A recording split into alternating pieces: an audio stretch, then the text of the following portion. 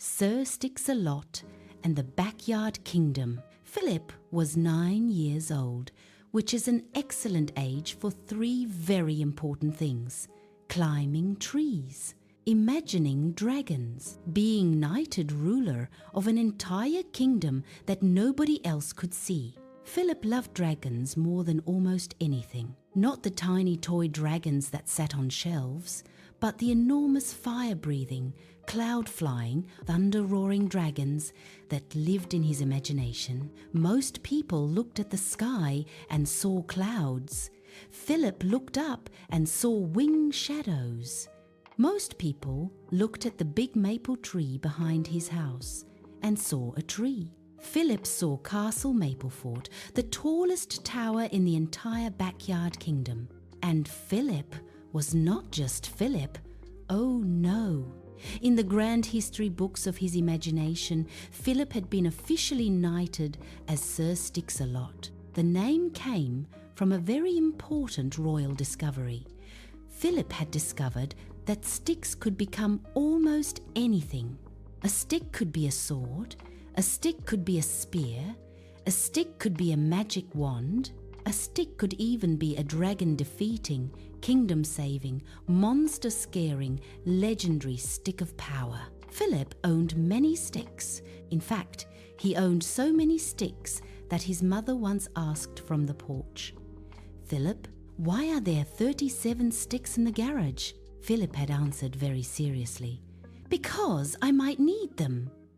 This was excellent reasoning, and so it was that on a bright Saturday morning, Sir Sticks-a-Lot marched into his kingdom carrying 3 sticks, which was the correct number for serious dragon business. 1 stick for fighting, 1 stick for pointing dramatically, and 1 stick for emergencies. Sir Sticks-a-Lot climbed the ladder to the royal watchtower. Other people called it the tree house, but those people were not knights and therefore did not understand royal architecture. From the watchtower, Sir Sticks-a-Lot could see the entire kingdom: the swing-set mountains, the sandbox desert of crumbly doom, the garden forest of slightly prickly plants, and far beyond, past the fence, lay the mysterious neighbor lands, where strange sounds sometimes came from the bushes. Sir Sticks-a-Lot raised his pointing stick toward the sky.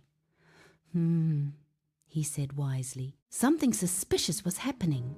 The clouds were moving. Slowly, very slowly, almost like dragon wings. Sir Sticks-a-Lot narrowed his eyes. Then it happened. A shadow drifted across the yard. A large shadow. A very dragon-shaped shadow. Sir Sticks-a-Lot gasped. "A dragon!" He leaped down from the ladder and rolled dramatically onto the grass. The roll was not necessary, but it looked extremely heroic. "Fear not, kingdom," he declared.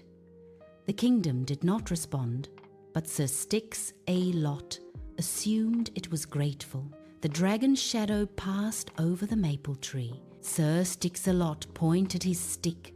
"Show yourself, beast!" The wind rustled the leaves. Something whooshed overhead. Sir Sticks-a-Lot froze. Was it the red fire dragon of the western clouds? Or perhaps the gigantic purple sneezing dragon of the north? Or even worse, the mysterious invisible dragon, which nobody had ever seen because it was invisible. Sir Sticks-a-Lot gripped his fighting stick. "Come out, dragon. I am Sir Sticks-a-Lot, ruler of this kingdom." A moment passed. The leaves rustled again, and then a loud sound came from the fence. "Caw!" Sir Sticks-a-Lot jumped. Then he slowly turned. Sitting on top of the fence was a crow. The crow tilted its head and looked at him. "Caw!" it said again. Sir Sticks-a-Lot lowered his stick slightly.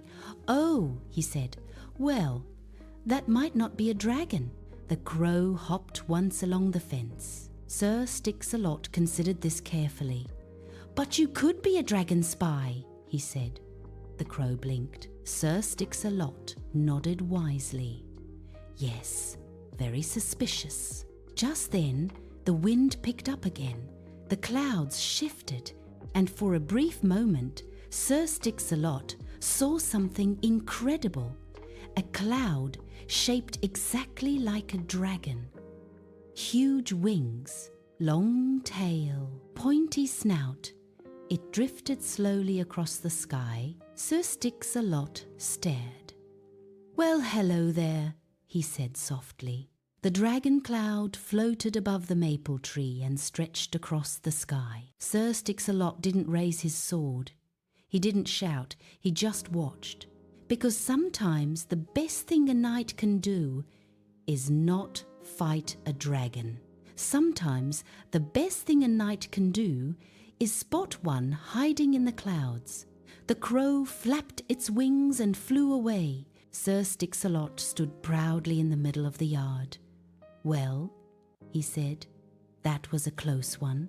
He tucked the emergency stick under his arm and marched back toward the castle tree. Because ruling a kingdom is very busy work, there were dragons to watch, mysteries to solve, and at least 37 sticks waiting for their next heroic adventure. And somewhere high above the backyard kingdom, the dragon-shaped cloud smiled and drifted quietly away.